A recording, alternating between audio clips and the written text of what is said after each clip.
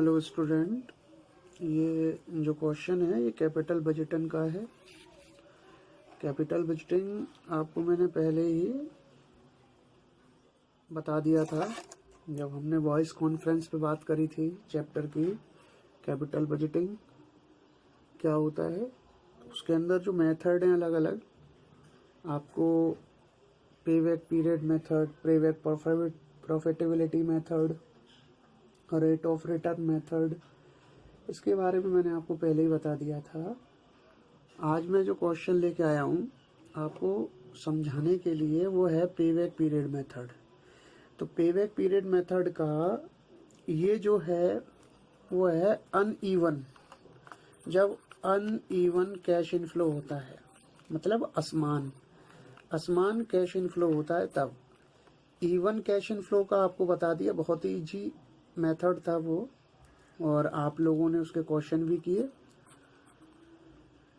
आज मैं बताऊंगा अनइवन कैश इनफ्लो जब होता है तब पीईपी कैसे निकालते हैं। पीईपी का मतलब पे बैक पीरियड। पे बैक पीरियड मेथड से इसको कैसे निकालते हैं।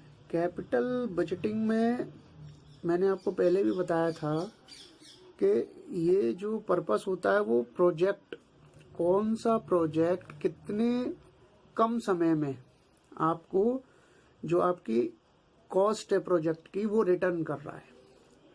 सिंपली हमें यही समझना है कि प्रोजेक्ट आपको 3-4 प्रोजेक्ट दिए हुए हैं, तो उसमें से कौन सा प्रोजेक्ट आपको सही समय पे और कम समय पे आपको प्रोजेक्ट की लागत को वापस कर रहा है। तो कैलकुलेशन करनी है हमें पेबैक पीरियड मेथड की। अनइवन कैश इनफ्लो हो तब कैसे करेंगे, तो पीबीपी इक्वल टू होता है E plus B upon C.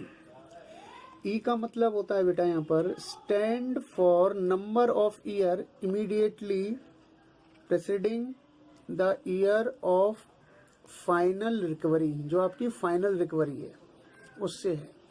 Stand for number of year immediately मतलब कितने समय में आपने रिकवरी की। नेक्स्ट यहाँ पर आपको बी है। बी का मतलब होता है यहाँ पर stand for the balance amount. जो बैलेंस अमाउंट है आपकी रिकवरी का, जो रिकवरी, जैसे आपने रिकवरी करी, आपने जैसे मान के चलो एग्जांपल के तौर पे कहीं आप 1 लाख रुपया लगा रहे हो और आपके उस पीरियड तक जो रिकवरी हुई है 90,000 की हुई है, तो जो आपका बैलेंस रह गया 10,000, तो उस बैलेंस की यहाँ बात हो रही है, तो उसको बी से दर्शाते हैं। इसके बाद में सी का मतलब होता है फाइनल रिकवरी कितनी है, टोटल फाइनल रिकवरी कितनी है। तो एक क्वेश्चन है उससे समझ लेते हैं। तो क्वेश्चन दिया हुआ है आपको, following information is giving about the two project है, प्रोजेक्ट ए है और प्रोजेक्ट बी है। तो कैलकुलेट करना है हमें पेबैक पीरियड मेथड। अब इसमें कैश इनफ्लो अलग अलग दिए हुए हैं, ये देखिए, first year, second year, third year, fourth. तो ये फर्स्ट ईयर से लेके 7th ईयर तक का आपको अलग अलग दिया हुआ है। प्रोजेक्ट ए का अलग है, प्रोजेक्ट बी का अलग है। तो इसीलिए इसको अनइवन कैश इनफ्लो बोला जाता है, क्योंकि इसमें जो एस्टिमेटेड सेविंग दी हुई है वो हर ईयर की अलग अलग दी हुई है। एक ही दी होती तो इवन होता, और अनइवन क्यों हो गया, क्योंकि इसमें कैश इनफ्लो क्या है, अलग अलग दे रखी है। इसके बाद में कॉस्ट ऑफ प्रोजेक्ट दिया हुआ है आपको। प्रोजेक्ट ए का 1,60,000 है, प्रोजेक्ट बी का 2 लाख है। फिर इसके बाद में आपका एस्टिमेटेड वैल्यू दी हुई है, रेजिडुअल वैल्यू दी हुई है। तो ये जो आपका है ये अवशिष्ट मूल्य है, इसको बोलते हैं अवशिष्ट मूल्य। स्क्रैप वैल्यू जो होती है ना वो है ये 16,000 और 24,000 ये दी हुई है। तो पेबैक पीरियड मेथड से जो अनइवन कैश इनफ्लो दिया होता है तो उसमें हम अब कैलकुलेशन करेंगे। कैसे करेंगे ये देखते हैं। अब इसका सॉल्यूशन देखेंगे। सॉल्यूशन में जैसा कि आप देख पा रहे हैं मैंने लिखा है प्रोजेक्ट ए और प्रोजेक्ट बी। तो इनका ईयर लिखे हुए हैं मैंने, फिर कैश फ्लो लिखा है, फिर कम्युलेटिव कैश फ्लो लिखा है प्रोजेक्ट ए का, इसी तरह से प्रोजेक्ट बी का कैश फ्लो और कम्युलेटिव कैश फ्लो निकाल लेंगे। कम्युलेटिव कैश फ्लो क्यों निकालेंगे, क्योंकि ये दिया हुआ है आपको, इनफ्लो दी हुई है, ये अनइवन है, ठीक है, असमान है। तो असमान है तो इसीलिए हम क्या करते हैं, इसमें पीवीपी जब निकालते हैं तो कम्युलेटिव कैश फ्लो निकालते हैं। कम्युलेटिव का मतलब प्रोजेक्ट ए के सारे जो कैश फ्लो दिए हुए हैं ये वाले, ये ले लिए हैं, ऐसे ही प्रोजेक्ट बी के ले लिए हैं। इसके बाद में हमें इसका जब पीवीपी जब ये अनइवन दिया होता है तो कम्युलेटिव कैश फ्लो निकालना पड़ता है, तो ये निकाल लिया है। ये निकलता है जैसे 20,000 ये लिख लिया, इसमें 30,000 जोड़ेंगे, 50 में 50 जोड़ा 1 लाख, तो इस तरीके से ये यहाँ निकाल लेंगे। लास्ट में एक चीज ये देखनी है, यहाँ पर 10,000 है पर मैंने 10 और 16,000 और जोड़े हैं। तो 16,000 क्यों जोड़े हैं, क्योंकि जब हम कम्युलेटिव लेते हैं तो ये ध्यान रखना है आपको, कोई भी आपको स्क्रैप वैल्यू दी हुई है तो वो भी उसमें ऐड होगी। ये मेन पॉइंट है, इसको ध्यान रखना है आपको क्वेश्चन करते में, कि अगर कोई आपको एस्टिमेटेड स्क्रैप वैल्यू वगैरह ये दी हुई है तो ये जो है आपकी ऐड होगी। तो प्रोजेक्ट ए में भी जोड़ा है मैंने, यहाँ 10,000 में 16,000 और जोड़े हैं, और ऐसे ही 20 में जो स्क्रैप वैल्यू प्रोजेक्ट बी की जो दी हुई है 24,000, इसको भी मैंने ऐड किया है। कम्युलेटिव का मतलब ऐड करते जाते हैं, मैंने बताया कम्युलेटिव का मतलब क्या होता है, something when it's all added together 40, 60, 1 lakh 60, 1 lakh 60, 1 lakh 60, 1 lakh 60, 60, 2 lakh 20, ऐसे जोड़ते हुए चले जाएंगे। अब नेक्स्ट हम जो है इसका कैलकुलेट करेंगे, प्रोजेक्ट ए का पीवीपी निकालेंगे। तो प्रोजेक्ट ए का पीवीपी निकालेंगे तो सबसे पहले मैंने बताया था आपको, पीवीपी में जो करने का तरीका है वो ये था, ई प्लस बी अपॉन सी। ई का मतलब क्या होता है, ई का मतलब मैंने बताया था number of year immediately presiding the year of time final recovery. तो फाइनल रिकवरी पहले ए में देखेंगे कहाँ हुई है।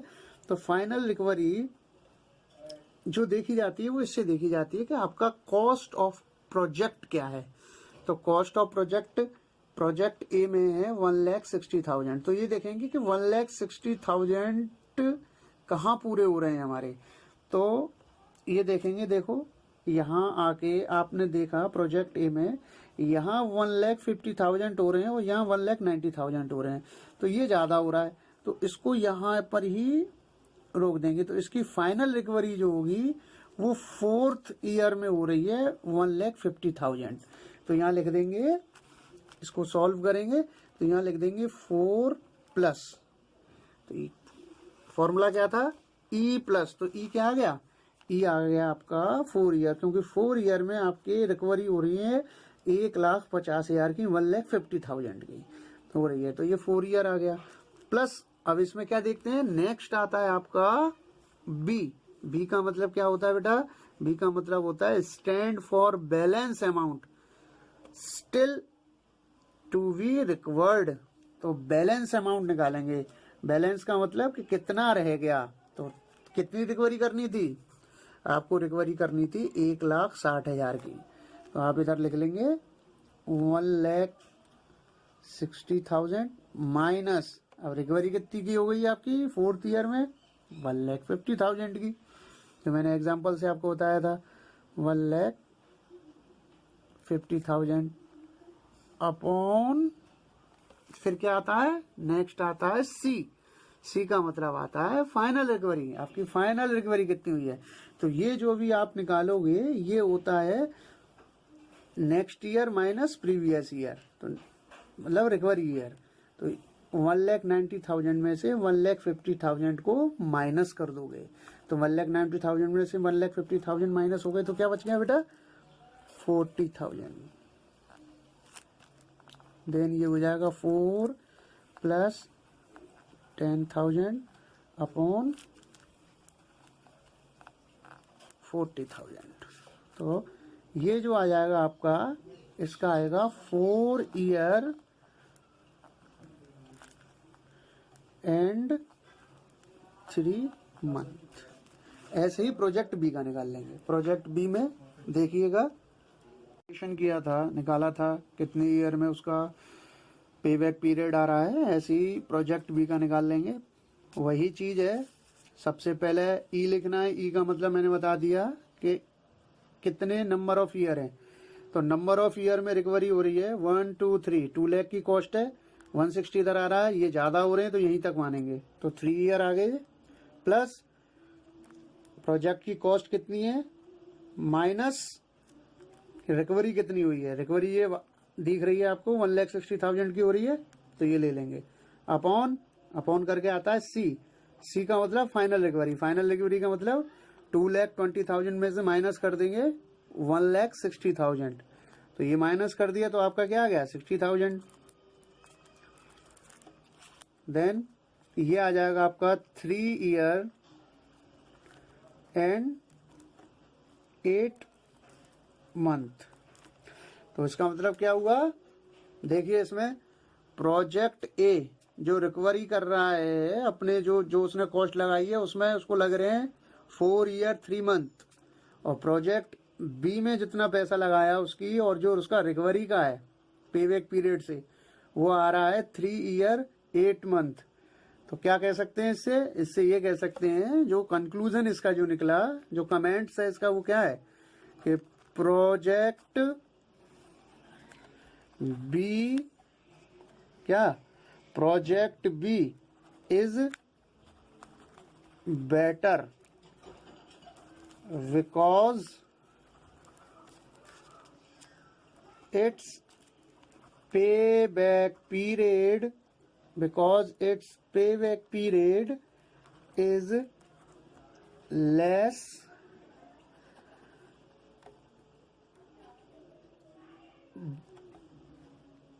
less than payback period of project A. यही आंसर हुआ इसका। तो इसका मतलब क्या हो गया कि बेटर क्या है, प्रोजेक्ट बी बेटर है। बस यही बताना था। मुझे लगता है आपको समझ में आ गया होगा। अगर फिर भी कुछ समझ में ना आया हो तो मेरे को व्हाट्सएप करें और पूछें।